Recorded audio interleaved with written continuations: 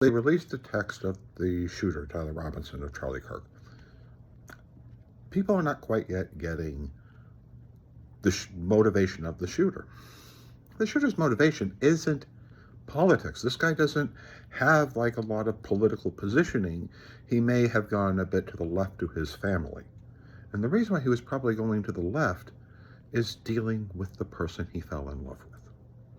He fell in love with a trans woman. Republicans would call the person a man. But in his eyes, that was the person he was in love with. And the reactions of people from the right and people who follow Charlie Kirk attacking people who are trans and calling them all of these terrible things. What that ends up doing is it takes with a man like him, is its insult. He probably took it as an insult to the woman that he loved, or man, depending on your political position, and so he took action. It's actually kind of common when it deals with areas throughout history of passions of forbidden love. For example, let's take one example. A man falls in love with a person of another race. Loving versus Virginia, you should look up, which is literally a man who fell in love with a black woman in the United States during the anti-miscegenation laws, and they literally chose to go to jail because of their love. One white man loving a black woman. Other forbidden loves throughout history deals with people of two different religions, two different nations that are at war, two different whatevers that are at war. It is forbidden love. That's what he got tied up in.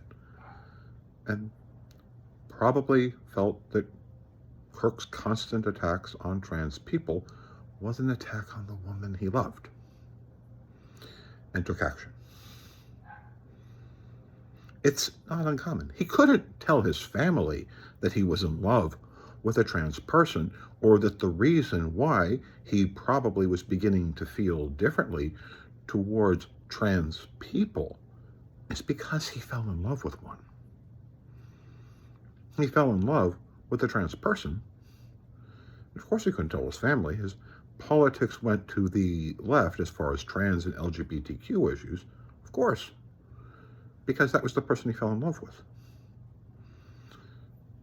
Probably every time he tried to talk about the woman he was in love with, his family wouldn't hear it. He probably left 1,001 hints. Probably his very political move was him trying to tell his family, his mom, his dad, I really love this person.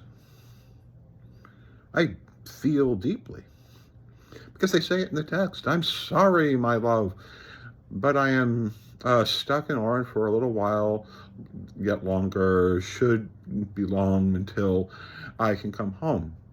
But I'm going to grab my rifle still, to be honest. I had hoped to keep this secret till I died of old age. I'm sorry to involve you, roommate. You weren't the one who did it, right? And then he says, yes, sorry. He may have acted purely in defense of the woman, of the trans person he fell in love with, and took action. Now, I'm not defending him. I'm saying that that's going to be the defense at trial. It does not excuse murder. It doesn't excuse violence.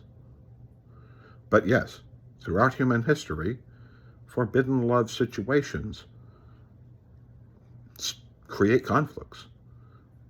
Men will sit there and stand in front of a person who is berating the race of his wife and hit them, or tell them to apologize, or the woman that they're in love with's race or whatever, and the woman the same way. That's why Charlie Kirk got shot. That's the motivation. It's not politics. It's a crime of passion and a crime of forbidden love.